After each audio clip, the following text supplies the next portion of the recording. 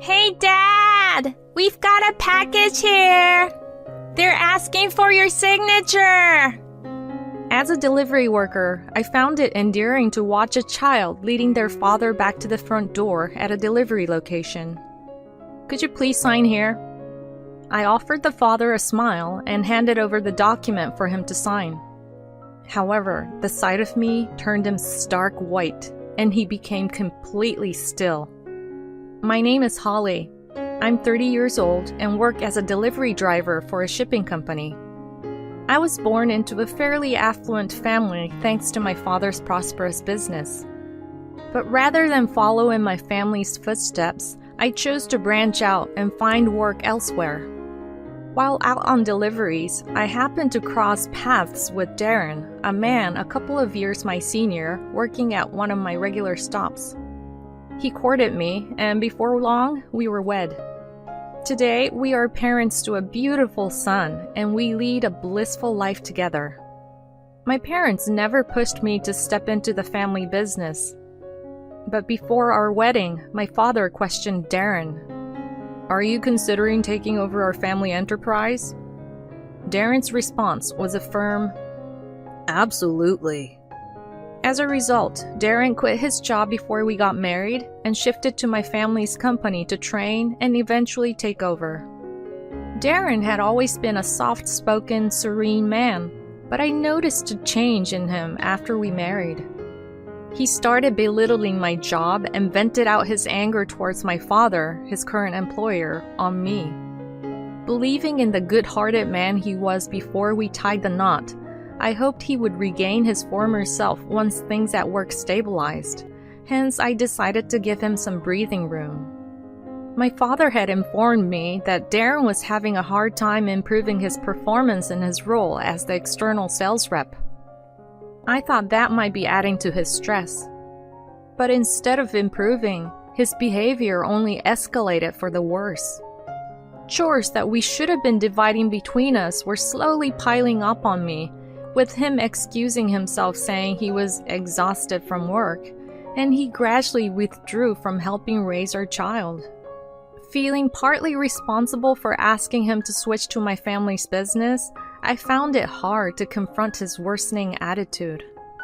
In the end, I found myself frantically juggling housekeeping, childcare, and my work duties. Eventually, my personal grooming as a woman took a back seat. Seeing this, he would mockingly comment on my looks, saying, "Hey, it seems like ever since you became a mom, you've stopped putting as much time into your appearance, like not bothering with your hair and skipping makeup. What's up with that?" He also began comparing me to a female colleague, saying, "At work, there's a woman your age who's raising 2 kids, and she puts on makeup and keeps her appearance neat every day. I wish you could take a leaf out of her book." Isn't that woman you're talking about, Nicole, in the administrative department? She lives with her husband's parents at their home, right? And both of her children are in elementary school. She wasn't working when her kids were little. The clerk, Nicole, that Darren mentioned, had left the company when her kids were born. But guess what? She's back now, thanks to her in-laws stepping in to help with taking care of the kids. But when I told this fact to Darren, he deflected the conversation saying, "My parents live far away, and if we were to live with your parents, I'd have to see my boss all the time, wouldn't I? Living together with your parents is impossible." On his days off, he would frequently leave the house saying, "I'm going to a business seminar." I was the only one managing all the household chores and taking care of our son. It was really exhausting. Between juggling work and childcare during the week, and then trying to tackle the mounting housework on my days off, I was just getting more and more drained, both physically and mentally. I could have reached out to my parents for some help, but I was worried that I might somehow put Darren in a difficult spot at his work, so I found it hard to ask for that extra support. But there's only so much a person can take. Amidst such days, I eventually collapsed from all the stress and overwork. It happened at my workplace, and when they couldn't reach Darren, who was my emergency contact, they reached out to my mother, who rushed over. Are you so swamped with work that you're actually passing out from exhaustion? Does Darren even realize you're working to the point of collapsing? I think he does, but he's also pulling long hours trying to secure his position in the company, so I can't really ask for his help. You could have told me. I worried that if Dad found about all of this, it could somehow impact Darren's position at the company. After taking some time to consider my words, my mom finally spoke up. From now on, talk to me before things get this bad. The following day, I got a message from my father. We need to have a talk. Come home without letting Darren know. When I returned home in response to his message, my father told me, frankly, Darren isn't improving in his role at all. At this rate, it's not just about being ready to take over. He can't even handle his current responsibilities. We can't trust him with the company if this continues. And he's been attending external seminars, learning things that don't align with our company's ways. Whatever the reason, he isn't following the advice given by our staff. If there's no improvement, we can't keep accommodating him. We could introduce him to other companies if he's not willing to make changes. It might be better for him to find a place that suits his style, he said, leaving me in deep thought. I decided to have a serious talk with Darren. That night, I brought up the topic with him. Did you know that I passed out yesterday? The doctor said it was due to overwork. I can't handle all the housework, childcare, and my job alone anymore. So I need you to help around the house and with raising our child. But I'm already stretched thin trying to secure my position in your parents' company. I'm already at my limit. The moment he heard my story, Darren retorted in an angry tone. The kind Darren I used to know seemed to have vanished completely. Dad told me that your performance isn't improving and you keep butting heads with the company's methods instead of following them. He said there's no way you can be his successor at this rate. Maybe you should focus more on understanding our company before attending all those business seminars. If you can't do that, he suggested you might be better off leaving the company, and we'll do our best to help you find a job that fits you. So, what's your plan? I was hesitant to mention all this, but given his refusal to listen, I finally brought up the company issue. As soon as I mentioned the company, Darren seemed lost for words. Then he glared at me. Are you trying to control me by bringing up my work? Is this some kind of threat? That's not what I meant. So all my efforts so far have been for nothing, haven't they? I would have been much better off staying at my previous company. But in reality, you're not improving at all, despite receiving a high salary, right? I thought he would explode at my words, but surprisingly, he became quiet. I've been trying to figure things out, but it's not going well. Starting tomorrow, I'll change my approach, pay more attention to your dad's advice, and strive to improve. I'm sorry. Even though his sudden change in attitude felt strange, all I could reply was, whether that's true or not is for my father to decide. I hope you can earn his approval. After that, Darren started to chip in a bit with the housework, and I began to leave our son with my mother, which greatly eased my burden.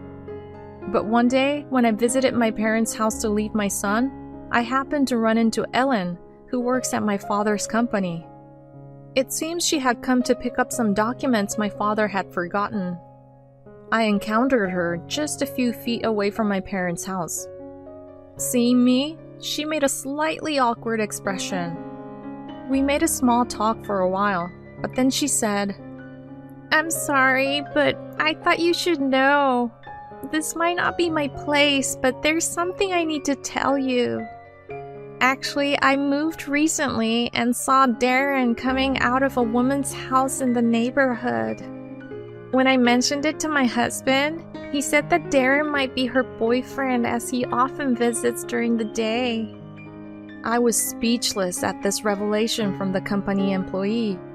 Continuing on, she said, "But that woman has a child.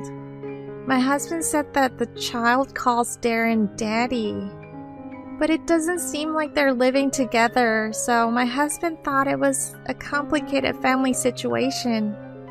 I was stunned by what I heard. I somehow managed to drop off my son with my mother and get through my workday, but honestly, I couldn't focus on anything and ended up leaving early. I decided to talk to my mother about it. After hearing my story, my mother was furious, but she said, "It could be a misunderstanding. You should hire a private investigator to look into it thoroughly. I can provide the money if necessary. Let's not involve your father in this." Using my own savings, I hired a private investigator. The results came back quickly. Darren was in a relationship with a barmaid named Vicky, and they even had a 5-year-old daughter together. The investigation also revealed why his sales performance wasn't improving. Apparently, under the guise of outside sales, he was visiting Vicky's house and spending time with his other family. Swallowing back tears, I decided to take action. Armed with the evidence from the investigator, I hired a lawyer who specialized in divorce cases and started making arrangements for a divorce. With the documents prepared by the lawyer, I decided to deliver Darren's belongings when he was visiting Vicky's house. When I rang the doorbell at her house, a little girl who was probably their daughter came out. My heart sank seeing this innocent child, but I calmly said, "I have a delivery. I need a signature. Could you please call your mom or dad?" At this, the girl shouted, "Hey Dad! We've got a package here! They're asking for your signature!" And went back inside, dragging Darren out by the hand. Seeing me at the entrance, he went pale, stammering, "Why?" "Just need a signature right here," I said, flashing my most charming grin before handing over the divorce papers and his belongings. It's a misunderstanding." He tried to argue, but just then, Vicky, suspicious about his delay, poked her head out from the living room. "Oh, and this must be Vicky?" I asked Darren. "Who's this lady? Do you know her?"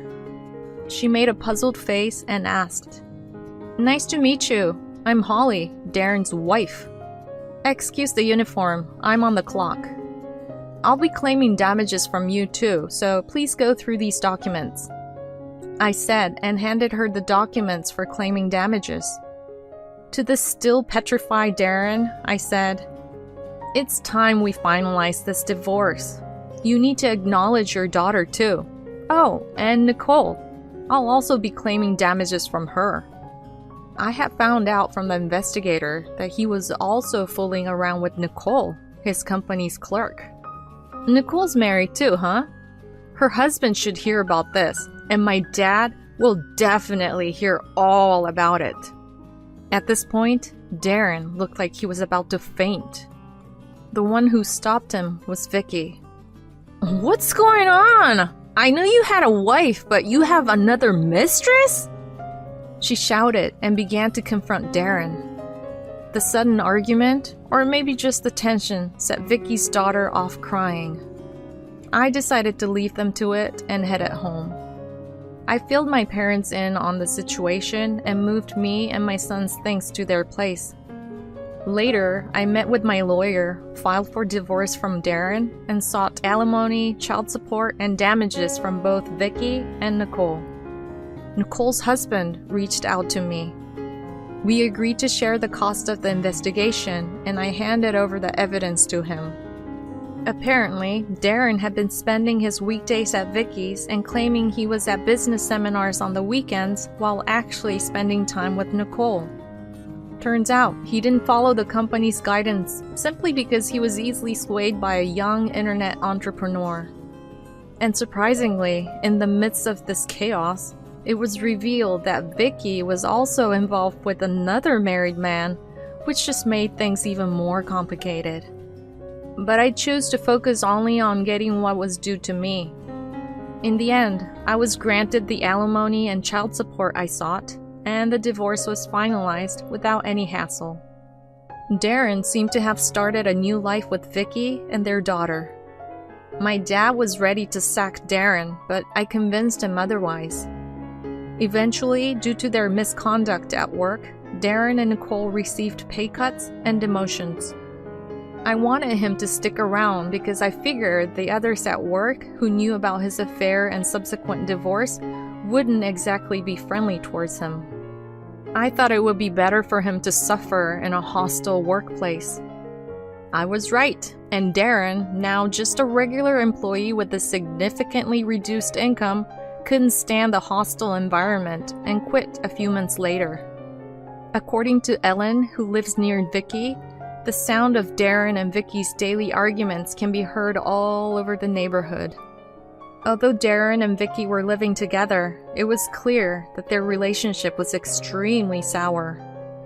Then I got a message from Darren pleading for a reconciliation. "I've realized how important you are to me, Holly. Ever since then, Vicky has been blaming me for being broke, and she's raising that I should pay the damages claimed by the other man's wife. You are all I have, Holly. Help me. Let's start over." What are you talking about? To begin with, if Vicky's daughter is 5 years old, that means she was born 2 years into our marriage. There's no way I can forgive a man who's been lying to me for over 5 years. We're never getting back together again, I said bluntly and hung up the phone. I blocked his number after that. In the end, Darren and Vicky's arguments only intensified, leading to a noise complaint from the neighbors and their daughter being taken in by Vicky's parents. Darren found another job, but it paid much less, and with damage claims coming from all directions, he couldn't afford the rent and had to move. I don't know whether they broke up or are still together after that. I apologized to my parents saying, "I'm so sorry for bringing such a person into the family and causing trouble for the company." But my father said, "Honestly, I was already done with them before you even talked to me.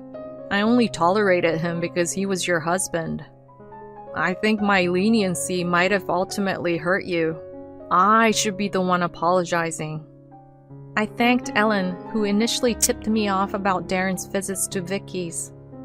"I was worried that I might negatively impact your marriage, so I didn't say anything. But I'm glad things have worked out in a way you can accept." After that, I started working full-time instead of part-time, and I'm living a new life with my son. Of course, the alimony and child support payments, which were supposed to be made in installments, were already behind schedule. So after discussing with my lawyer, we're considering taking Darren and Nicole to court. The whole ordeal was a tough battle, but thanks to my parents' unwavering support, things seemed to be going smoothly. The damages I claimed from Vicky were paid for by her parents, so I guess we'll contact Darren and Nicole's parents to see if they can pay for them as well. While it doesn't seem like everything will be resolved soon, I hope to tie up the loose ends quickly for the sake of my son and me. I felt guilty for taking my son's father away from him, but my parents shower my son with love, and my mom comforted me by saying, "Do you think your son would want a father like Darren? In other words, it's better not to have such a father at all. You just need to love him twice as much. Thanks to her, I was able to let go of that guilt. For the sake of my supportive parents, and most importantly for my son, I want to give my best in my future life.